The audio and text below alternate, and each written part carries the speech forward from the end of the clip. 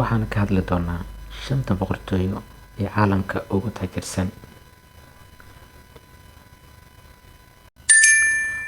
Number 5.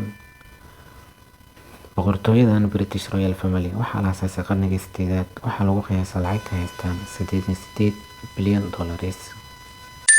Number 4. Boqortooyadan Abu Dhabi waxaa la aasaasay 1761. waxaa lagu qiyaasaa lacagta ay haystaan $150 bilyan.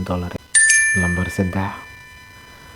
Boqortooyadan Kuwait waxaa la aasaasay 1752. waxaa lagu qiyaasaa lacagta ay haystaan $360 bilyan. Number 2. Boqortooyadan Qatar waxaa la aasaasay 1847. waxaa lagu qiyaasaa lacagta ay haystaan $380 bilyan. Number 1. Boqortooyada Sacuudi waxaa la aasaasay 1720. waa boqortooyada ugu taajirsan caalamka. waxaa lagu qiyaasaa lacagta ay haystaan $1.4 trilyan.